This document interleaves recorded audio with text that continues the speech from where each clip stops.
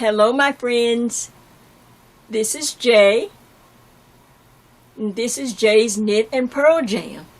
And guess what? This is Jay.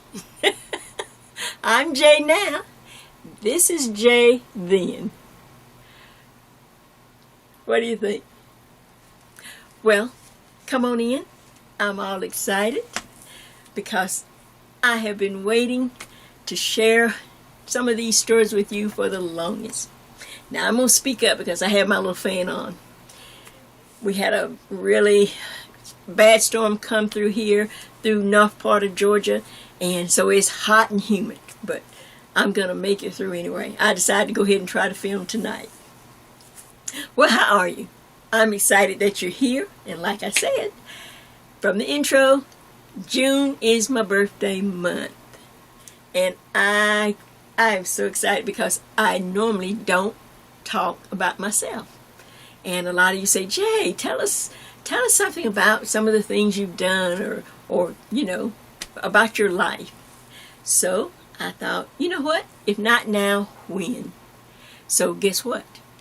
Somebody told me, well, you talk too long. Well, guess what? I'm going to take the whole month of June and just talk. I'm going to tell you some good stuff. I'm going to show you some good things. Of course, we will have our tutorial, but that's later. We won't talk about that right now because I've got some exciting things to share with you tonight. So I want you to just come on in, sit back, relax. You know, this is an invitation for my friends. You know, if this is not your thing, that's fine. But we're just going to have some fun. I'm going to share some fun things with you. And I just want you to be a part of my birthday celebration. Guess what? Jay is the big 7-1. I almost said 7-0. No, that was last year, wasn't it? See, I can't even lie because it's on tape. So this is my big 7-1. What do you think? Did I make it? Well, hey, look, you got to work with what you got. But, like I said, this is Jay back in the day. And I can't wait to tell you about this Jay. How this Jay helped me to become this Jay now. And we're going to have a great time. So, get some knitting, get some crocheting, settle back, and let's enjoy this fellowship. And of course, I'm the birthday girl, so it's going to be all about me. All right, so let's get started. I'm going to, like I said, I'm going to talk above the fan because I got a little fan right over here just kind of blowing on me. Otherwise, I don't think I can make it. But I wanted to tell you something about this Jay and how she helped me become the Jay that I am today.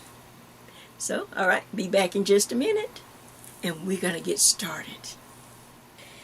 All right, so as we get started tonight, what I want to share with you is this Jay is from she graduated in 1965, and so she became the Jay that was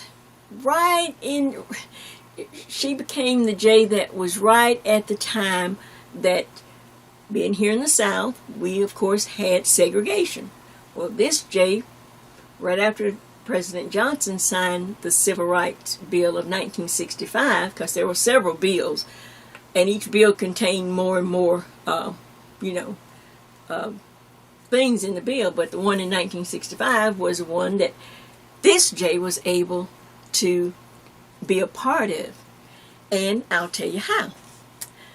Well, after graduation, you know, I was so excited. You know, first thing I wanted to do is try to find a job, and by him signing the 1965 Civil Rights Act, well, a lot of large companies, not small ones, like I said, you can't legislate people's hearts and things like that, but it was mainly for large companies to give everyone a chance, an opportunity. And at that time, we got most of our information at church or something like that, or it was the same time. All of this is going on now while Dr. King is, leading civil rights marches, and our friend Congressman John Lewis and all the other people who were in the, working in the civil rights part. So this Jay, like I said, she was bright-eyed and excited, and all I wanted to do was to get a good job. And I found out about, well, really they told us about it. They came to the school before we graduated and shared with us, how this opportunity was coming our way to get some jobs. And one of the companies that really just threw open the door was a company, well, it was based in Atlanta, and we all had, you could go down and apply. So I decided to go down and apply. I told my mother about it, and you have to remember, this is the 60s. We didn't have mass transportation. We didn't have cell phones. There was no computers. There was none of that. You just had to find out either from church or someone had to come and tell you about it. And I found out that Southern Belle, yes, Southern Belle. Now, if you're old enough, you remember Ma Belle. That was the name that it was really known by, Ma Belle. Ma Belle was a conglomeration of Bell systems all over the United States. Being here in the South, of course, we were Southern Belle. But I believe there was, I can't remember all of them, but I believe there was Northeastern Belle. There might have been Northwestern Belle. It might have been Central Belle. I can't remember, but it was a large conglomeration of the Bell system. Not AT&T now, the Bell system. And Southern Belle was hiring operators. And I got the news, I got everything, and I told my mother about it. I don't know how I got the appointment, but I was able to go to Atlanta. Now, like I said, I was about 18 or so. So I was fresh out of high school. I don't even know if that was the first time I'd gone to Atlanta by myself. But remember, there was no mass transportation. The best I could do was catch a Greyhound bus. Back in the day, there was no big expressways and all of that. We had nice highways, but not expressways. Nothing like you have today. And so the Greyhound bus would come going from the north, going south right through Atlanta, and you could catch the Greyhound bus anywhere along the road. You just stand out there and wave the bus down, and and the bus would stop for you. Now, no, I'm not talking about the 40s. I'm talking about the 60s. It was a great time. Yes, there were sad times, but there was good times too. Well, anyway, so I got all dressed. Now, this is back in the day. This is President Kennedy had been assassinated. But, his wife, Jackie, had set a nice standard. And she had this particular way of dressing. So that was our motto. I mean, I would dress up. Some people would even put on hats, to go down or whatever. But I'd dress up in my little A-line dress. Sometimes that's back when I was sewing. It could be one that I made or just bought. But, money was tight. That's why I was looking for a job.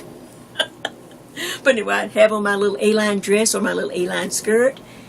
In fact, that's exactly what I have on in this picture. I remember, isn't it funny how you can remember certain things? When I came across this picture, this, of course, is faded now, but like I said, it was taken, had to be about 66, 67, somewhere like that, 66.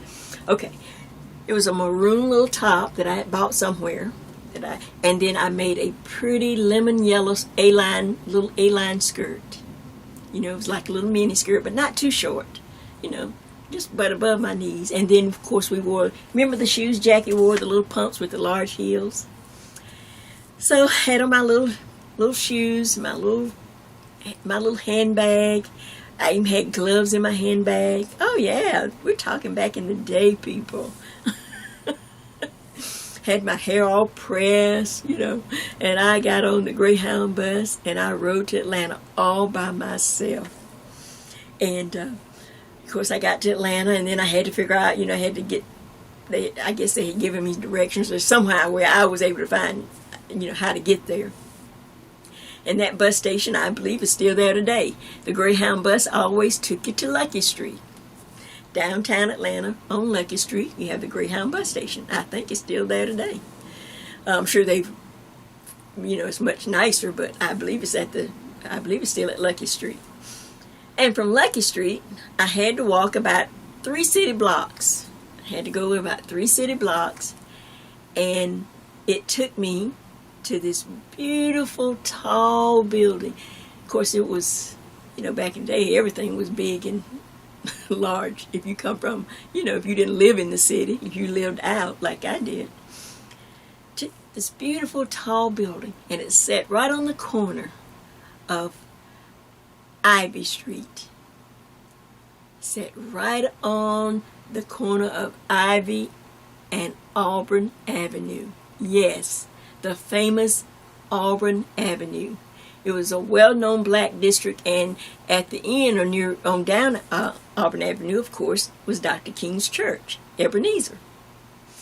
And but when I got there, I looked up and it said 51 Ivy, and that was where the Bell South building, in big letters, Southern Bell.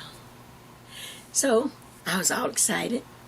I went in, and oh man, was I surprised. There were people from all over.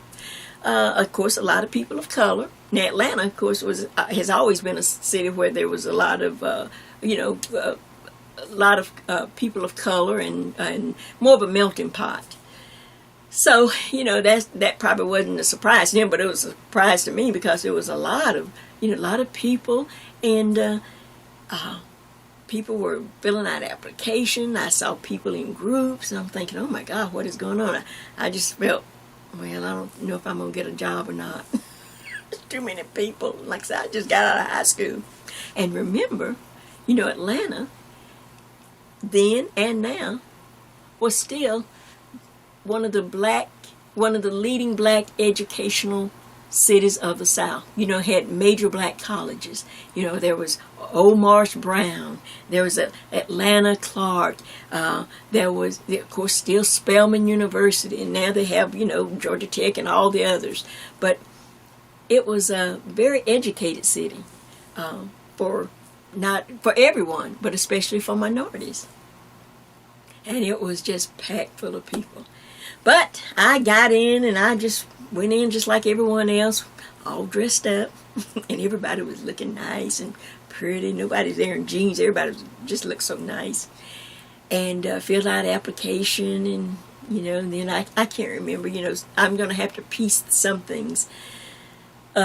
But I do remember it was an all-day thing, and I think they had some place for us to have a little snack or something. I don't know. I really can't remember that because it did take all day. But I remember by the end of the day, they had this one floor where they had lounges, where they had telephones along the wall. And you can go, I guess on your break, or the operators could go down and relax or whatever, and they can use a telephone. So I went, and they took us there to, in between whatever sessions, interviews or filling out paperwork. And I finally called my mom. This was late in the afternoon. I had left home early that morning, and I know she was all worried, like, here she goes to Atlanta, and, she hadn't heard from me all day. Remember, we didn't have cell phones. So I called her, and at the end of the day, guess what? Jay had a job. I was hired the first day. I was hired, me and many others, but this is what happened when he signed that act, because large companies didn't want to lose, big, the bottom line was, we don't want to lose contracts. We don't want to lose government money. We don't, do what the government says, And so they were hiring right and left. Like I said, most people were, qualified for the jobs. We just needed the opportunity. I got hired that day. Well, I didn't. This Jay did. And she was so excited. Look at that smile on her face. She was so excited. So I called my mother and I told her, and I said, okay, so I'm going to finish up. Once they finish up with us, I remember we stayed all day. That's all I remember. I was tired. And remember, I still had to walk back to Lucky Street, 3 or 4 city blocks, cross Peachtree Street, back down to Lucky Street to catch the Greyhound bus late that afternoon. And by the time I got home, I'm sure it was about 8 or 9 o'clock. Because it took about an hour or so to ride the bus, because it was one where, if you pulled a little cord, the bus would stop. So people would stop along the way, get on the bus, get off the bus, get on the bus. You could just lay down and you just sat there and took a nap until you got back to, till you got to your destination. But, so with that said, of course, we started right away. For, as I can remember, I started the next day. They set up a time because we had to be trained. And they set us up. They set aside groups, and we had group leaders, and there might have been 10 or 12 in a group, and then you'd have a group leader that was going to lead you through the whole process of how to train to be an operator, and how the building was set up, and how you to work your hours, just everything you wanted to know. And the lady that trained us, I believe to this day, because she was really nice. She really was. If there was anything on her part, I never did get it, because she was very nice. And I'm thinking her name was Amanda. I believe that I am remembering correctly after all these years. And so she walked us through, the building and all the rules and regulations. And then, of course, we started our training. And I believe it was a 2-week training.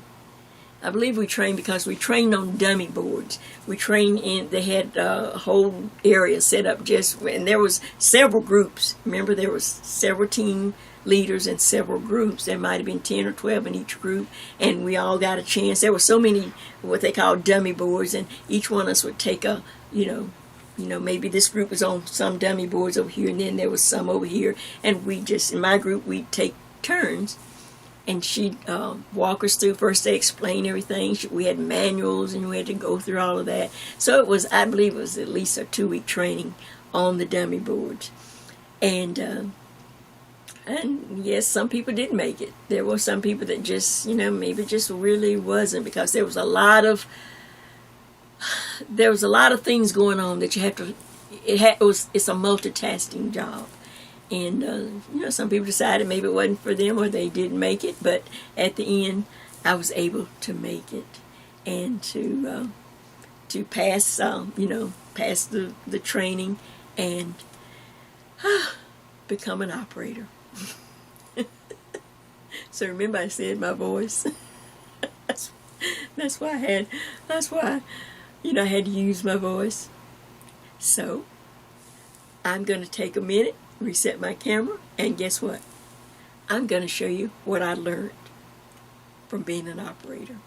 Back in just a minute. Don't go far now. I don't want you to miss anything. So now I want to tell you. So once the training was done, we stayed in our groups, and you got to assign hours, work schedule hours, and we had great hours, because we had to be there to be trained by our group leader. So we pretty much worked like from 9 to 5, just regular hours, and but it was so different. So once we left the training area that we had been working together, and of course everybody in the group got to know each other, and I met some just wonderful, people that came from all over Georgia, not just Atlanta. I mean, some people came from South Georgia. They heard about the jobs. Remember, this is a chance to get jobs, and so it was just great. But then we got a chance, like I said, once we got out of the training, we finally had to come on to the real room where operators really took real calls. Now, this is back in the 60s. A lot of people didn't even own telephones. People, if you didn't have a job, how are you going to pay for a telephone? How you gonna pay a telephone bill? We had a telephone, but but there was years that we didn't. But I do remember us when we got a telephone, and even just to call Atlanta was long distance. Remember, it's not the system that we have now, where you can just. No, it wasn't the 40s, but it was the 60s. So, like I said, just about everywhere you wanted to call outside of Atlanta was long distance. So we were local operators, and we were going to be taking local calls from the metro Atlanta, going out all over. So I remember it was amazing. The first time I saw the room where the operators really worked. Now, you've probably seen old film footage and things, and I got some surprises for you a little later. Back in the day, seeing the 20s and the 40s and things like that. No, this wasn't quite, like I said, this was the 60s, and so, it was high end for its time. The Bell South was, a major company. It was a monopoly. We'll talk about the breakup of it later. But I remember after we were assigned, first thing after you finish your training and you had passed the training, then you got an operator's badge and all that, and you had an operator's number. And I believe, I don't know, but you know how something just sticks in your mind? I'm thinking my number was around 320, I don't know, it was 300 and something. I just remember it looked like that was my number. I don't know why that number stuck in my mind. And but you got your badge, you got assigned hours, you got assigned, everything you needed, and you also, of course, this is not my real, but this is as close as I can get, you also received your headset. So your headset, they were a little larger than this. They had the ear things, but not as big as maybe than you think. They weren't that large. It wasn't over the ear. Ours was actual little things that went over your ears. But this is just a little practice one. Let's see how I look. Oh my gosh, it's bringing back memories. But you had a little headset and a little microphone. It wasn't quite as simple as this. It was a little more involved, but it wasn't huge. Okay? It wasn't huge, but you had a headset, you got that. And I remember the first time I went on the floor. One of the first times, I guess, because it was just overwhelming. I'm going to set it for you. There's this long room. I can't remember which floor it was on. But there was this long room. I know I had to take an elevator up to our floor. I'd say it was about the size of a basketball court. That's how long, maybe the room, from end to end. And in this room, there was these consoles that just went all the way down. There's just a long line of them, and I believe there was a console like here, and then there was one backed up to it here. So operators sat on each side of the console, and you just look down there, and there could have been 30 or 40 people just sitting down, or probably more than that. All the way down, you just sit down. We still had to sit in groups, even though we were on the floor. And we're going to take real calls, but in order for our training lady to help us, she had to keep us together, and she would just walk up and down behind each and every one of us, like just the other training people. They would walk up and down behind their people because they did keep us in groups. And if we had any problems, all we had to do is just raise our hands, and she would be there immediately to help you or to listen in on the calls. Remember, we're on the floor now. We are real operators. Training is over. We had our headsets. But like I said, it was just overwhelming. I remember that the room had large windows, just huge windows that you could, if you went to the window, you could look out and see all over downtown Atlanta. You can just see you can just see buildings and Peachtree Street and because we were up high, and there was just windows all around, the main part of the room. And then you had these long consoles, and you could hear this quiet chatter. That's what it was. Quiet chatter. You know people were talking, but no one was being, talking loud or anything. And there was no partitions between the people. You just sat elbow to elbow at your station. Now, when you walk in, we had to get our cards. Once they give you an operator number, once I got my operator number, every call, in order for me to be paid, I had to log in every call, and I had to do it manually. And we had it. Now, the reason I thought of that number, because you want to assign your number to on every card, that you're going to be working. You're going to put your operator number so that you will be credited for those calls. That's how you got paid. This is a fast working environment, and but I remember, you got your card, and then we sat down at the consoles. Remember, we had trained for 2 weeks now. It's the exact same setup. Everything looked the same, so it wasn't any surprises. But just to share with you, okay, on the console, in the old days, they have plugs. I had my headset, but I had to plug into the console. There was always 2 plugs to plug into. There was one that you're plugged into, and then one if I needed my team leader to help me, or when it's my time to leave the floor, or my shift is over, whatever, the new person has to plug in. I can't just unplug. The other person has to plug in too, then I can unplug. So, I'm plugged in, and then there's this whole array of plugs that are sitting there in front of you. There's all kind of reference material that we've already been trained on. Remember, 2 weeks of training. Then there's the actual little dialing, little numbers you punch to dial. You always, they supplied the pencils. It wasn't like you had to have your own pen and pencil, no.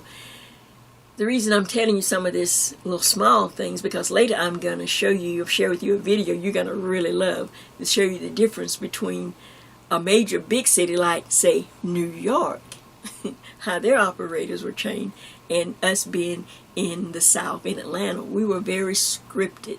We had protocols. We even had certain phrases that we had to remember and say them in certain ways. We had to answer calls in certain orders.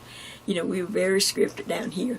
And like I said, mainly because we were going to just be answering local calls. But back to the console, back to this console, and like I say, you're sitting arm to arm, elbow to elbow, to operators. They're quietly talking, they're doing their calls. You look this way, I'm nervous, I'm looking. Oh, I see 20 or 30 down this way. I look this way, I see another 20 or 30 people, and they're all moving in their hands. You're moving all over, and you take the cord. You always have a cord in your hand, because you have to be ready at all times.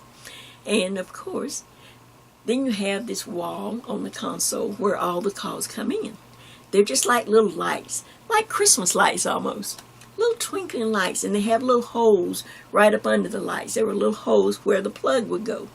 So as soon as you saw a light and you got your nerve and you plug into it, and then of course that light would go out, because then nobody else could answer that call because you're on that call.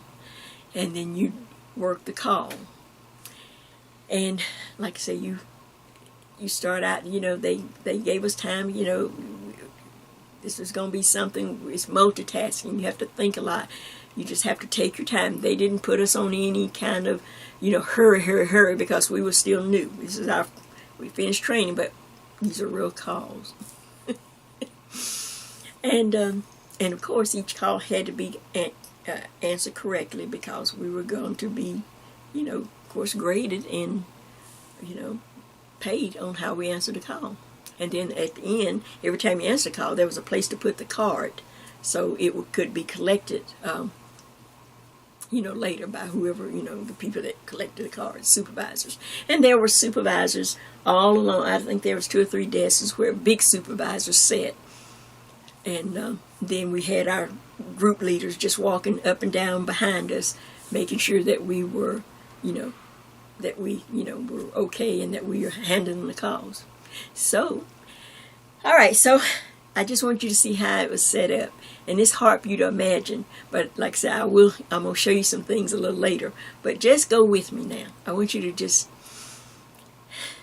is in the 60s. Jay's on the floor. She's an operator in Atlanta, Georgia.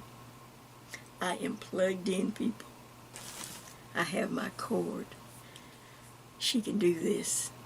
She's excited. Lights start blinking. Lights started blinking. Okay, I got to warn you. When you're an operator, like I said, you want to be sophisticated. Cord up into the plug. Operator, try it again. I got choked up. Let's try it again. Cord up. Lights blinking. Operator. Operator. Yes. This is Gertrude. This is Gertrude Ames.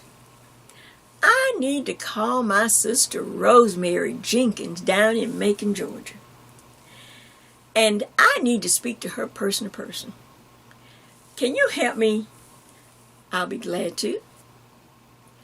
May I have your number? And she says, oh yeah, my telephone number is ... So on my card, I've already put my operator number on several cards so that I'm ready. I'm marking they're little bubbles. Just like, when you take those tests, you fill in the bubble. So I'm filling, and all right? And you want this to be person to person. See, it was long distance. Everywhere outside of Atlanta was long distance. Yes, I need to speak to my sister Rosemary. I need her to come down here. Now, she told me she was coming down here because, we got to put my mother in the hospital. And she needs to come down here and help me. Okay, what's her number, please? Okay, and now she gives me the number, and then I had a phrase to say right after that. And your number, please. I had to say it in that order because we had protocol. Oh, because see, people would start talking to you, and then you'd forget to put the number down. Then you got to be able to build a person. So after I got the person's number, I had to say, and your number, please. And then she said, oh, okay, well, my number is, and I had to fill in the bubble. Okay. All right, hold, please. And then I go to the puncher. I punch in the number she wants to call, because I've got the information on my card. Ring, ring, ring. Hello. This is the operator. I have a person-to-person call from Gertrude Ames in Atlanta to Rosemary Jenkins. Is Rosemary Jenkins available? Operator, that's my sister. I told her I can't leave right now. My job, I just can't leave. Well, do you want to speak with her? All right, operator. Yes, this is Rosemary. All right, go ahead, please. And then I'd close the little mic thing. Now, there's two people talking, and there's a light down here to let me know that they're going to be talking as long as the lights are on. So all I have to do is watch. It was a person-to-person call. I got both numbers, and then until they stop talking, I just watch lights, and then when they stop, I'll take down the cords. We had to be very careful because there was a lot of cords. Some people have to even reach over into your station to maybe take a certain call, or they may have to reach over this way. So you don't want to start pulling down cords. Remember those cords you'd see people? Okay, we had to.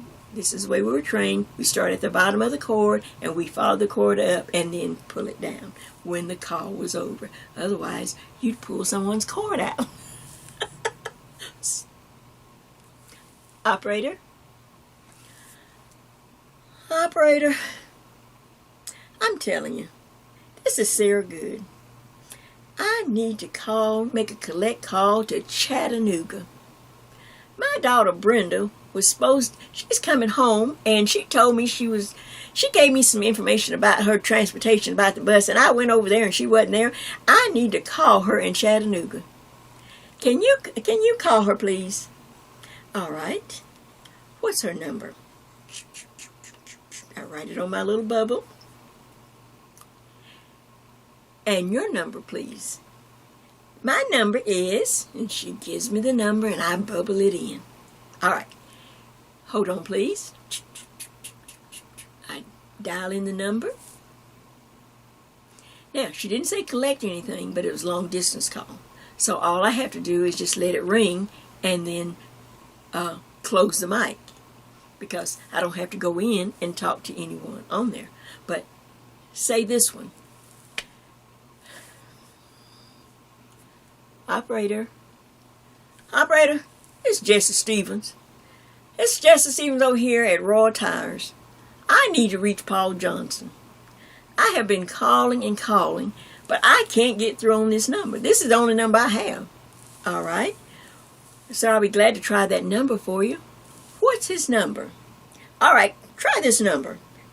And I bubble in the number. I have called and called, and all I get is a busy.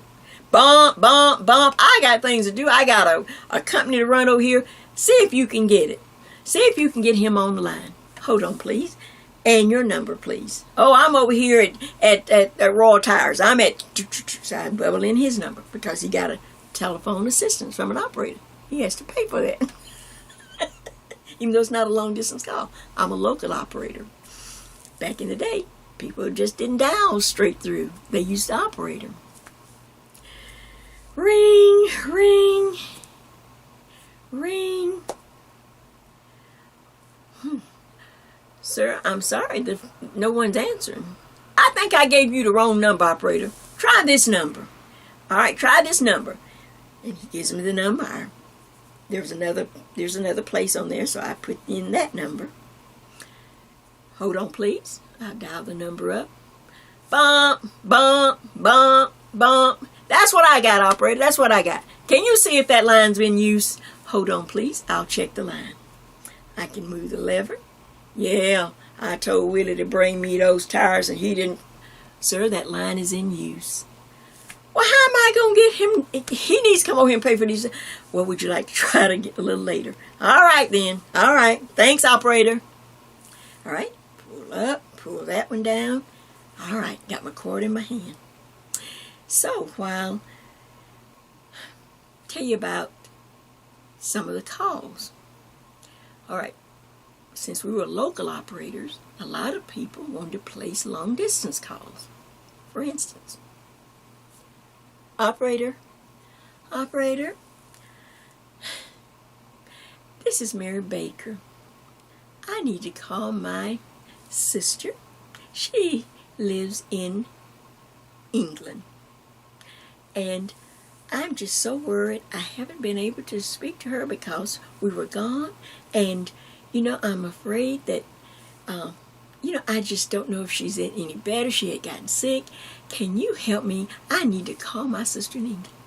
Well, ma'am, I'll connect you with the overseas operator. Oh, yes, I'll connect you with the overseas. We're local operators. Well, okay then. Thank you so much. Then I put the other plug up and connect her with the overseas operator, which was really more like New York operators. Bigger cities. Remember, I'm down here in Atlanta, Georgia. We're just local operators. Another call that we have. It's very important. This call, back in the day, do you remember? There's some still around today. Not a whole lot, but, telephone booths. Calls where you have to pay. Well, in training, they kind of let that training to the very end because it was a little more involved. You're going to be collecting money. But we found out, at the end they told us every time you answer a corn call or corn box back in the day, they were called corn boxes, and where you collected money, you get double for the call. So Once I made friends and we would talk about it and share about the training and laugh and everything. So we wanted to start trying to answer these coin boxes, because if you'd answered 10, you got, it was like getting 20 calls. So, operator. Hey, operator. Yes, sir. This is Joe. This is Joe Brooks. I'm over here. I'm down at the Piggly Wiggly. All right, Joe. And I need to call my friend James Buford. He's down in Valdosta. He told me he was going to come up here and help me move. He said I could use his truck, and I hadn't heard from him, so I got to call him down in Valdosta. I want to call him, and I want to call him collect, because he promised me he's coming. All right, sir. First of all, let me get his number. What is his number? Oh, yeah. Wait a minute. Hold on. Okay, I got it right here. His number is, and he'd give me the number. And, sir, now, what's the number you're speaking from? Back in the day, people were pretty honest. It wasn't like it is now. He said, I'm down here at Piggly Wiggly, because, I had to walk like almost a mile to get this phone. All right, what's that number? See how they get, that's why you had to have certain protocols, because people would talk. Oh, okay, up here on the phone, here it is, operator. All right, now, let me try the number. So I dial in the number. Ring, ring, ring. Hello. This is the operator. I have a collect call to Mr. James Buford from Mr. Joe Brooks in Atlanta. Will you accept the charges? No, operator, I ain't accepting the charges. I can't talk to him.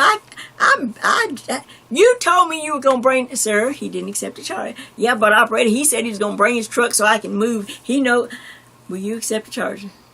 No, operator, I won't accept the charges. Okay, operator, how much it is? I'll pay. How much is it? So I look at my little book. See, it's a multitasking. All right, I'm watching everything. I've been watching look, right there. Remember the two other ladies? Okay, so I can follow the cord up. They weren't anything special. I can pull those cords down. But I still have Joe and have the other man. They're talking.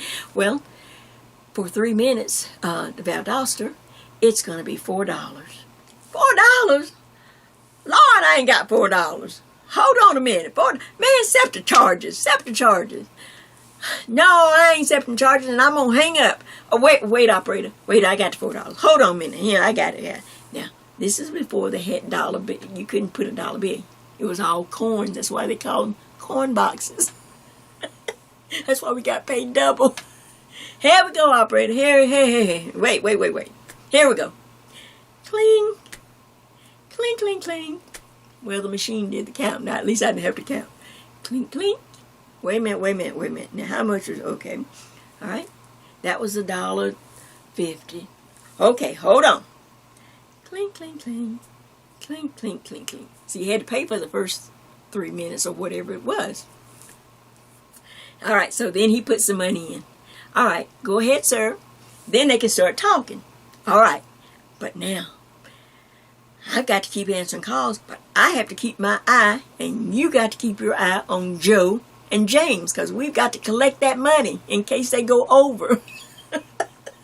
We got to make sure they don't go over their minutes. Now, the console will let me know. There was a light or something to let me know that they had stopped the call, and if it was over. All right, but we have to go on. Plug up in my hand. Always a plug in your hand. Operator. This is Annie Mae Butler, and I need to get to work. I keep calling Victory Cab Company, and all I get is a busy. Now, I've got to get to work. I work down at Grady's, and I work that 3 to 11 shift. If I don't get there, my supervisor's she's going to deduct from my check.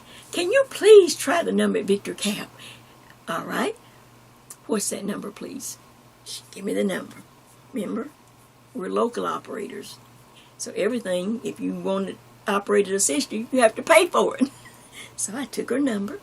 Now, Take the number. Now, your number, please. Oh, my number here at the house is... And I'd write down the number. I just keep getting busy. Now, they can't be busy all day. Like I said, I got to get to Grady's. I worked that 3 to 11 shift, and I can't be late. I've been there a long time, you know. And, Lord, my back is hurting. Hold on a minute. I'll try the call for you. I got to watch Joe. Okay, I punch in the number. Then I move the lever a certain way. She can't hear it. She's plugged in. Only I can hear it. I can pull the lever to here to see if the line's in use. When I dialed it up, I got a bump, bump, bump, bump. That's exactly what I got, operator. Hold on, ma'am. I'll check the line.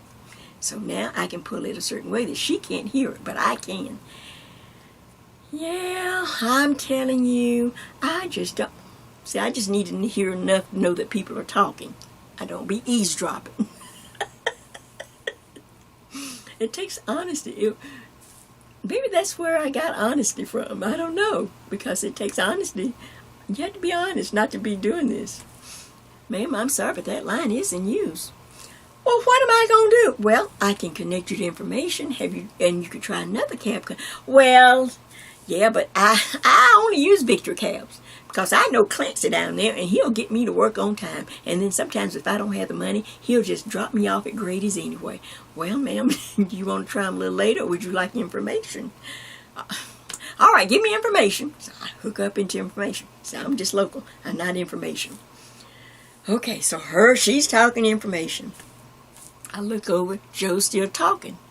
Okay, but I see the time is ticking away. Remember, you only had 3 minutes. You only paid for 3 minutes.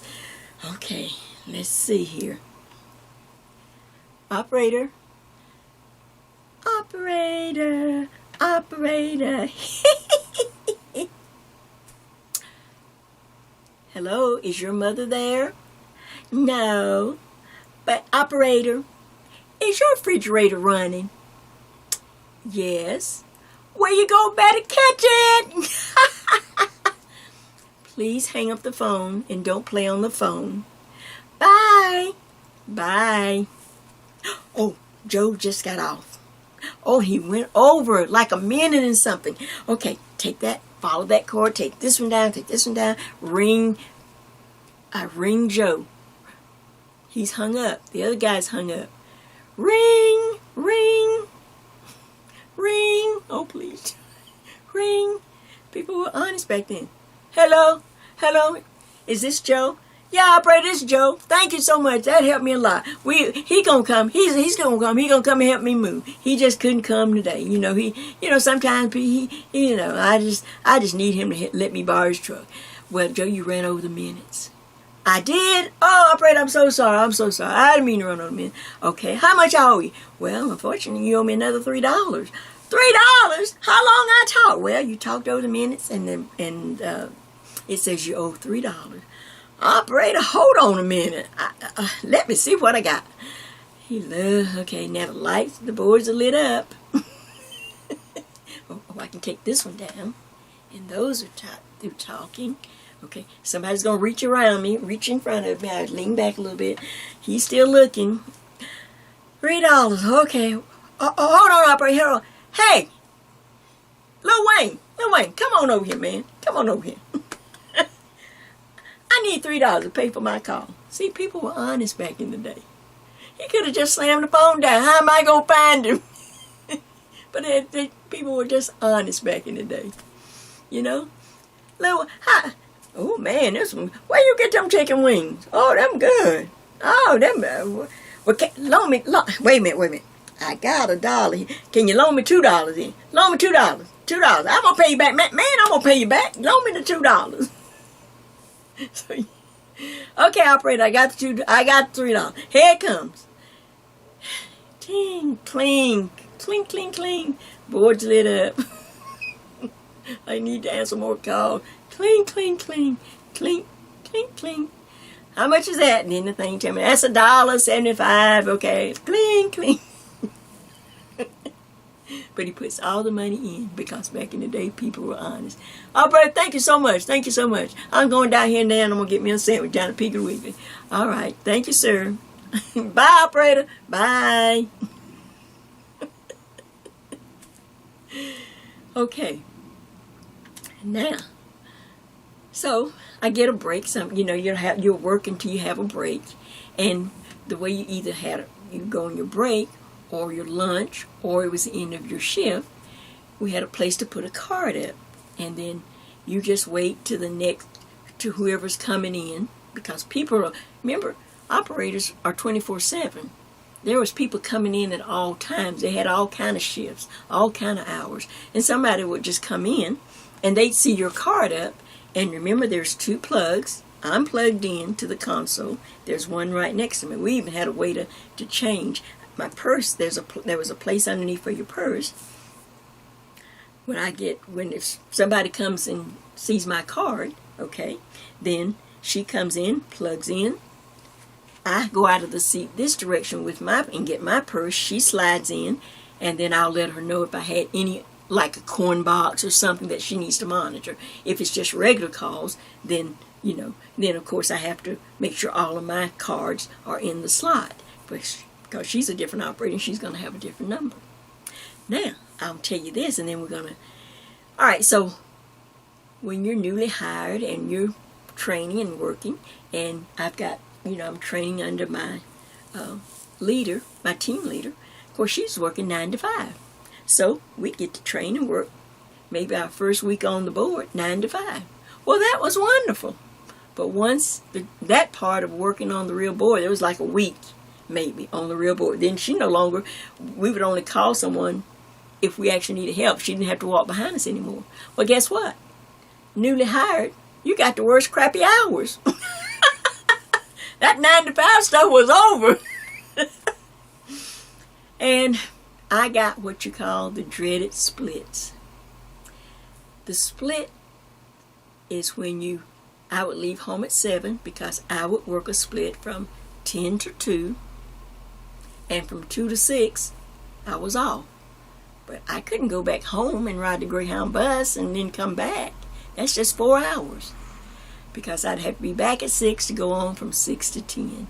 Yes, those are the hours that a lot of us got. We got the crappy hours. People who had been there longer, got good hours, daytime hours. So, as I get ready to start my first split, oh gosh, I'm shaking, I'm nervous, I'm excited. I made it through the day. I didn't really have to have any help. I got my calls. I filled out my tickets. So I put my card up. Someone comes in. They take over. I move out of the seat. I take my headphone. I keep my own headset. Take my purse. Now I'm on a 4-hour split. Now, of course, I can go to lunch. I can go shopping. I can walk around the city of Atlanta, but being new, like I said, they had this, I think it was the floor below, or I really can't remember, but there was one whole floor that was a lounge where they may have 4 big sofas, like in a square, and then another 4 big sofas. And then they had chairs and tables and chairs. Then they had a wall of phones. So there was plenty of things that you could go down. You could take a nap. You could, I didn't think at that time I wasn't crocheting and knitting. But, people, a lot of the people were in college. They had to go down and maybe do the homework. We didn't have computers, so they were down there in their textbooks doing their homework, writing out whatever paperwork they had. Things like that. Sometimes I would walk across town, just get out and walk. Sometimes I'd go down Auburn Avenue, just walk and see the shops. It was a historic black district, and, I would never have gone down there since I just worked up on, on the corner there of 51 Ivy and Auburn Avenue. So I'm going to stop here. I'm going to stop the tape so that I can go take the split. Now, while I'm gone, I want you to check out New York operators. I really searched to see if there was old footage of maybe some Atlanta operators, but I couldn't find any. But I did find some of New York operators, and you're going to see the style. What a difference in style. But remember, don't look at me now. this is me, just like you're going to see those young ladies in this link. This video I'm going to give you the link to, so that you can go watch the New York operators. They were young, just like me, around the same age. It was the same year, 1969 to 1970 something, and or 60, whatever, 60. It'll show them there. But we're pretty much the same age. Wearing the same style of clothes. You know, we're just operators. So take a look at that, doing while I take my split. And look, don't oversleep. I have to come back on. Have to be back at 6, and I'll work 6 to 10. Whew. Well, I'm back. I had my split. I walked across town. In fact, one of the first things that I bought myself, I bought up on Peachtree Street. It was, you know, it's like one of the main thoroughfares right through the center of downtown. And of course, I don't remember the name of the store, but I saw this coat in the window, and it was lemon yellow. It was calf length. It was double-breasted. It was a winter coat, a wool, lemon yellow, double-breasted, calf length coat. And of course, back in the day, they had layaway.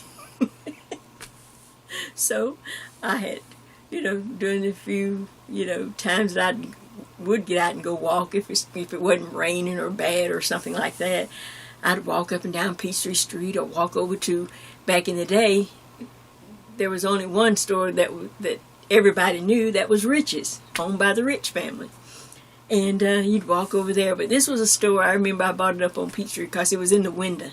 It was in the window on a mannequin. And as I would walk up and down, you know, on a split, you know, those 4 hours I had to use up, I saw this coat, and one day I just went in, and like I said, back in the day they had layaway, and I probably put like $10 or $15 every time I got paid until I paid it off. I'm sure it was like $100 and some, you know, but that was my first, you know, something that I bought for myself with the money that I made. Of course, I helped my mother and all of that, but that was the first item that I bought myself, and I kept that coat for years, and I wore that coat. Of course, I was thin and cute then. It was a beautiful coat. It really was. Had a collar. I'd walk up and down. And of course, you know, I had on my, you know, did you see the kids, like in the video link, the big heel shoes? I'd walk up and down. It was so pretty. I kept it for years. Even after I got fat, I kept it. I couldn't even wear it. Oh, I don't know how long. But I stayed with Southern Belle for about 4 years, and then of course life happens, you know. I met my husband, we got married, you know, I worked at other places, then we had our first son, and a few years later we built this house, and I had the second son, but eventually, after I left, you know, that's when the government came in and broke the Bell system up. They said it was a monopoly. You know, Congress, it was a big deal. It went to Congress, and they had, you know, it was big back in the day to break it up because there were so many moving parts to the Bell system. Like I said, they had all kind of, you know, Pacific Bell, Northeastern, you know, all kind of bells. And they said that was a monopoly. And sure enough, when it broke up, then of course all these other systems that now we take for granted were able to come into existence because they broke up the Bell system. But years later, I re-entered the Bell system workforce, but it was for one of their sister companies, you know, another company. After it was broken up, you know, then they had little smaller companies here and there. Well, I was hired by one of their smaller companies in closer to my home or whatever, and I stayed there quite a few years, and that's where I get my not my retirement. My retirement comes from my husband's retirement. But I get over and above that, I get a pension because once I went, I left the Bell system and it broke up. Your seniority, your years of working there carries over. So after so many years, my service was bridged, and of course I got like double the seniority, and I get a small over and above a small pension from that. So my life is still forever tied with Southern Bell. I guess I'll always be an operator in my heart. And my mother used to always say, she'd wake me up in the middle of the night. She'd say, "You're saying operator again." All night long. Operator, operator. She would wake me up and says, "You're dreaming. You're saying operator."